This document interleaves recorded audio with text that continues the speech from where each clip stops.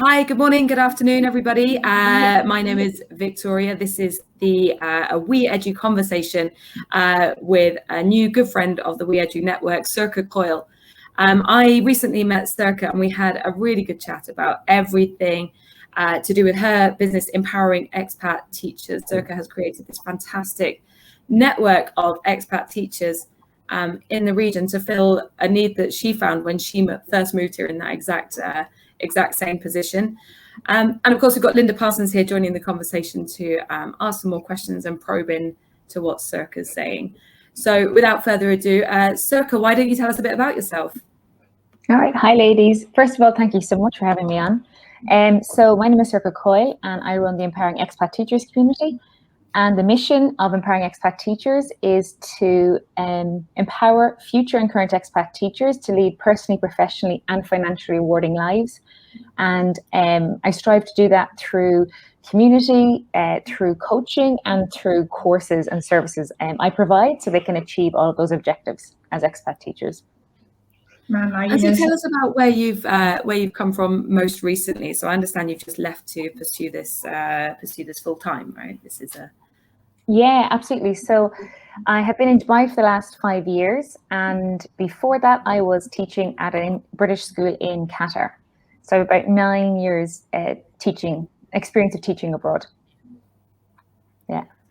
Things like that, like it really rings true to me, like your history and like why, like perhaps like why you came out and stuff. Like I know that like we've got some quite commonalities in that, and I just wondered whether you had any advice that you would give to an expat teacher, because I know that when I first came out here, living and working in Kuwait, in Qatar, and here, like every time I moved, I didn't have that advice necessarily that was available to me. So what's a key, like maybe like your three best pieces of advice that you could give someone who's like moving into Dubai?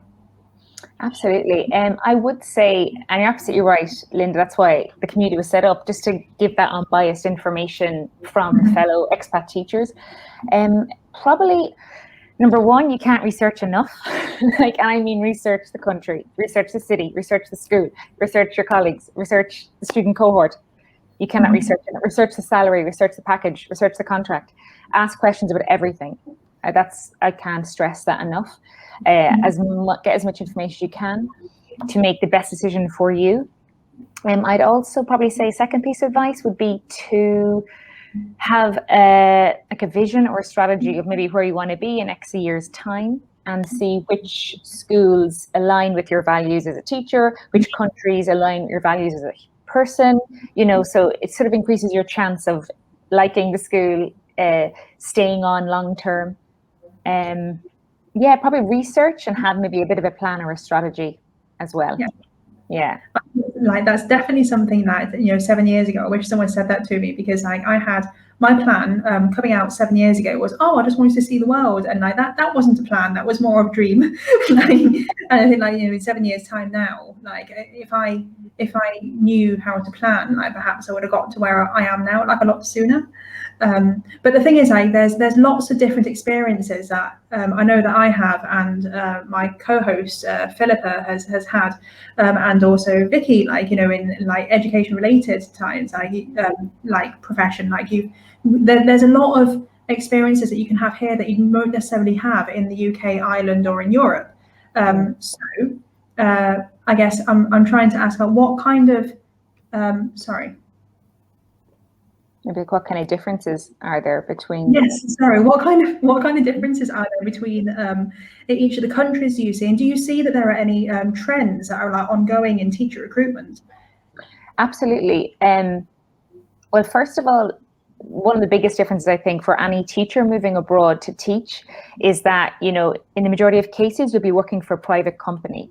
You won't be working for the public or state government school. So that you have to remember that they are businesses. You've got customers now. Yeah, exactly. The students and the parents are the customers. So obviously that is, you take that into account. So you might have a different experience than you in your home country. And in terms of trends, there's quite a few different trends. I would say it was starting to happen probably in UAE and Dubai before COVID, but it's probably exacerbated with COVID, and there's a lot more in-country recruitment I've found, as opposed to going abroad. I guess that's because of COVID. There's less job fairs. You see schools that go to London. I know they had online job fairs, but a lot more in-country recruitment. That's great for the school as well, because they know the person already likes the country. That's not going to be an issue, I guess. Yeah. Do you see that as a response as well to a maturity of the market as well? So, I think I see a lot of teachers who do come over here, they fulfill their 1 or 2 year plan, they save their money and then they go home. But I think that's starting to change now, and people are staying here longer and longer. Linda and I are both long-term expats. You've been in the Gulf now for, I'm going to get this wrong, but tell me how long you've been in the Gulf. And I think that 1 to 2 year expat journey is changing now. The quality of living is changing. The kind of where you establish your roots changes in this region. I think especially in Dubai and UAE. I still think in Qatar and Kuwait, it's probably popular to have a shorter term of years, because actually I can't speak for Kuwait. I've never been there. From what I've heard from colleagues, Qatar I absolutely loved, but it's very different in the sense in Dubai, you're able to buy more property. You're able to actually set a life up here. Some people can get those golden visas, probably not teachers at the moment, but people, they do want to retain the expats. And so I do find it's a very tolerant place. Yeah, you're absolutely right. Teachers do stay here a lot more long term. I do think one thing though to bear in mind with the UAE, it seems that there's like fewer and fewer maybe family friendly packages available. So I've had like colleagues who've got like many children, and they've had to go to Asia to secure, packages that all their kids have free school places. You find in Dubai especially, it's maybe one place, if even, or 1.5. So that's kind of has interesting impact on the demographic of teachers that stay in Dubai or that are attracted, because if schools are looking to save money, they tend to employ newly qualified teachers who are obviously the cheapest option. But of course, as life progresses, even if you do come in as like an NQT who is single, like in a couple of years time, if you love the country, you might be like a married person who is looking to have children, and suddenly if that school, or if your school doesn't provide for that, then that's going to create an interesting situation for you.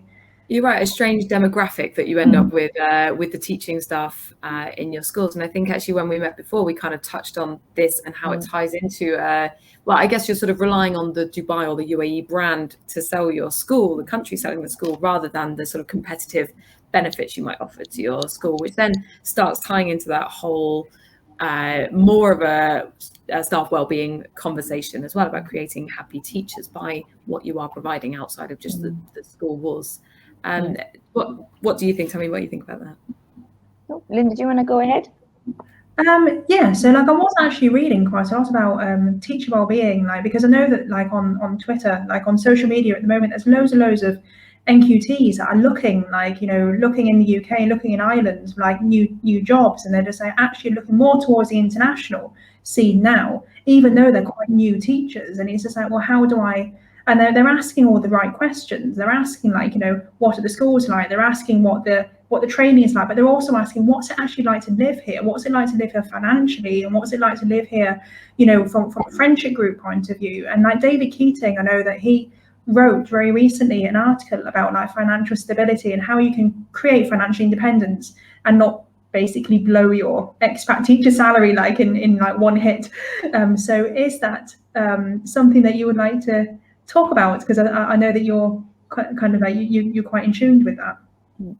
Absolutely, I read that article too. It was a really, really good article. I shared it on the group. Yeah, absolutely, because well-being is so much. There's financial well-being, there's professional, well-being, there's personal well-being. And for me, I think a huge impact is the financial well-being, because that does, what causes so many fights in relationships, what causes stress and is money worries, So to have that peace of mind, to have that calm, I'm huge proponent of having your budget, having your treat money and having a good time, but at the same time make those financial provisions for the future. So you're not tied to a job, or if unfortunately that could happen to many teachers during COVID, if the schools close down, you're not in debt. That's one thing I'd also add. Remember you asked me earlier on, don't get into debt when you get here. That's one of the advice number 3. Do not get into debt, because I've seen some teachers come here and take huge loans for brand new massive cars, and then maybe they don't pass the probationary year. Maybe there's a family emergency, they have to go back home. You can't leave with debt, So I think that's, and I think as it said, Dave Keaton made a really good point, that it's maybe not talked about enough for new teachers, the fact that don't get into debt, do this, don't do this. It's such an important part, for sure. And especially, again, Dubai, UAE, access to debt, access to money. You can get loans, and immediately upon jumping into the country, you land off the plane, and you're offered a credit card straight away. I think I have one immediately. And then every few months, once a year, they say, "Oh, great, congratulations! The limit. You've upped your limit." And I'm like, I don't want it. But it's.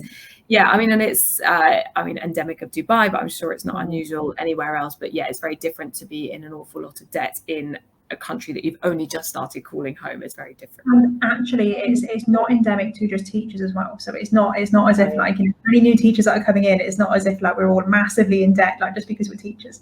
It's just I guess the moral, the moral of your story is come here, yes, of course, have the expat lifestyle here, but also be responsible, and yes, it's more difficult as an expat to have kind of a permanent house here, but renting is a huge thing here, and just the way of life here. But of course you are going to want to save for your future, your pension, your housing, at home and stuff, and just keep that in mind, I guess. Actually, to follow on from that, I do find teachers who want to go back eventually, maybe because of family reasons, they actually don't want to go back into teaching when they go back home. Because if you've worked as a teacher abroad, to go back to Ireland, where there's very little job security for secondary teachers, where there's, in UK where the salary is lower, or, conditions are tougher, and people, a lot of teachers don't want to go back into teaching. So it's also saving up for that. What if you want to change your career? Do you want to do a qualification? You should train up. Just give yourself a wee buffer, a little buffer, I guess, budget, or to take some time off and decide, actually, what do I want to do if I'm not going to go back to teaching if I go back home. Thank you so much. I've learned, even being a veteran teacher of I think 8 years now 7 years in the Middle East. I've learned so much in the last 15 minutes or so. And it's reassuring. It's reassuring to know that the new teachers that are coming in, or the veteran teachers that are coming into Dubai from another GCC country, have this community that we can tap into, that is unbiased, and that can give a full helping you as a human being, not helping you just as a teacher. It's great. Absolutely. Yeah, thank you. Yeah, that's really good. Do you have any closing comments, Sorcha? What about things to avoid before we close this down? What about if you're in the interview process, you're starting to think about teaching internationally? What are some red flags, some final warnings for our viewers before we leave? What should you be really wary of? Okay, so if you're interviewing for a job, I would say perhaps if there's maybe a reluctance to tell you about their retention rate, that could be a red flag. If the contract is not clear, or there's something that's a bit dodgy, and you've checked on the Empowering for Teachers group, or checked other people, and there's and the school aren't really clear about it, that would probably be a red flag for me as well. Sometimes if schools advertise every second week for a teacher for jobs, that might be also a bit of a red flag. A lot of schools go through change, and I have been interviewed by schools who are going through huge periods of change, and they're laying off lots of teachers because they had a different vision. But when I spoke to the head teacher, he was very open about it, and that made the difference. He said, "Yeah, actually, we are changing because we had old management, and now we're doing something new, and this is my vision." And he was open and transparent, and that was fine. And also with expanding schools as well, because you would find that expanding schools do advertise a lot more. So if you do see a school that's advertising a lot, just ask them whether they're expanding and what their long-term goal is, because it could be that as well. Yes. So I was going to ask you another question. I've completely forgotten it. I do apologise. So I'm just going. But I think it's really important. So Sorcha, you've set up a network where people can ask anonymous questions. They can get advice from their peers. They can get advice from people who are in exactly the same situation. as them, and obviously from you directly. So I would encourage everyone to take a look at the Empowering Expat Teachers Facebook page. Have a join, have a poke through. I'm sure someone has asked on there the same questions that must be running through your head if you are considering a move. And thank you so much, Sorcha, for joining us today on hopefully one of many introductions to really interesting people in education in the Middle East. Thank you so much for joining us. And we'll be back again very soon. Thank you. Great. Thanks very much. Bye-bye. Bye. Thank you.